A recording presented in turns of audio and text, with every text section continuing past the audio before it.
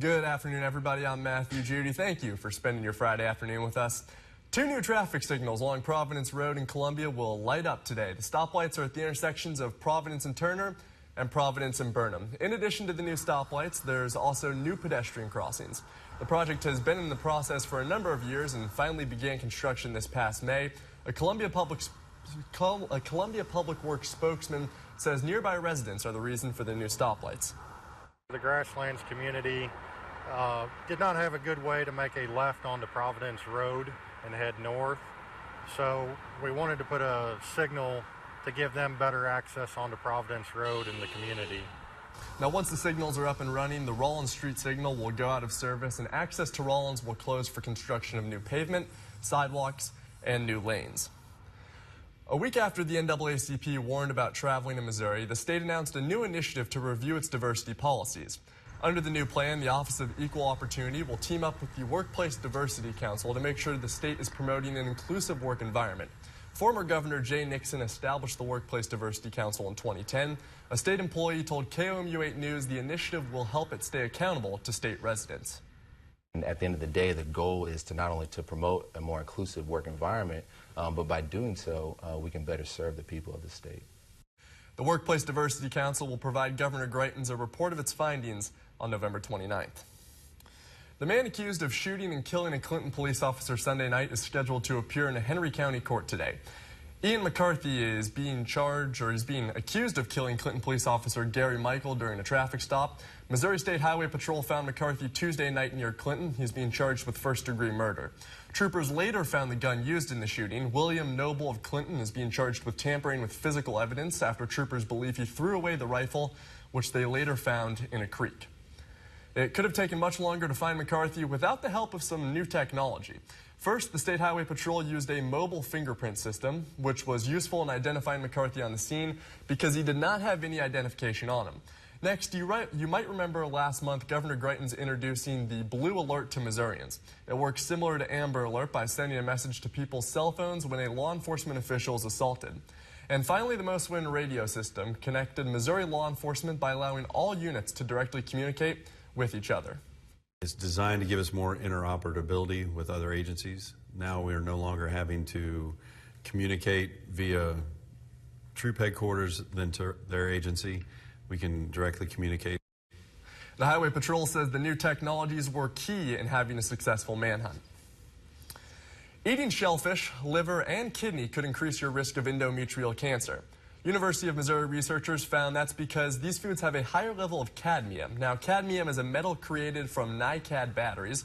Everyone consumes cadmium because it deposits in the soil, but you can limit eating foods that have high levels of it. The more cadmium someone has in their system, the higher their cancer risk.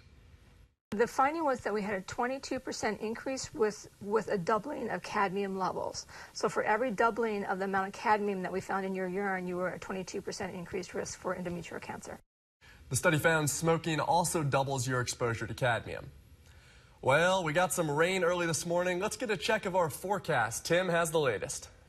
Well, we've got some rain, but it is worse down in New Orleans. They're scrambling to prepare for more rain this weekend. That has city workers shoring up the city's drainage system. Last weekend's torrential rain overwhelmed the city's pumping system, flooding several neighborhoods. Today, the mayor warned if there's heavy rainfall this weekend, residents in part of the city should be prepared to move to higher ground. A state of emergency was declared Thursday because of the city's malfunctioning water pumps. The city has put in an emergency request for 26 generators to back up the city's water and sewer system. President Trump is ramping up the rhetoric on North Korea. Shortly before 4:30 this morning, the president took to Twitter to warn North Korea not to take military action against the United States. Trump said military solutions are now fully in place, locked and loaded, should North Korea act unwisely. Hopefully, Kim Jong-un will find another path. His tweet follows his threat earlier this week to rain, quote, fire and fury on Pyongyang. South Korea and the U.S. have reaffirmed close cooperation on North Korean issues amid the North Korea's threat of attacking Guam. NBC's Kelly Kobiela has the latest details. Japan's defense ministry today said it will allow the U.S. military to resume flights of Osprey transport planes. The defense minister had asked the U.S. government to halt Osprey flights after an accident killed 3 servicemen in Australia on August 5th. the ministry accepted the U.S. military explanation the planes do not suffer from mechanical, structural, or system problems and can be safely operated. While President Trump and members of his staff are in New Jersey on a working vacation, construction at the White House continues. Today, we got our first glimpse at work being done in the West Wing. Crews were busy laying down new carpet, painting, working on electricity upgrades, and completing exterior renovations. Staffers have been moved to a nearby executive office building while the renovation is taking place. A quick-thinking Indiana trooper rescued 2 crash victims this morning from almost certain death. Master Trooper Brian Snyder was called to a crash along Interstate 465 involving a semi-truck and a car. When he arrived, he found 2 people trapped inside a car which began to catch on fire.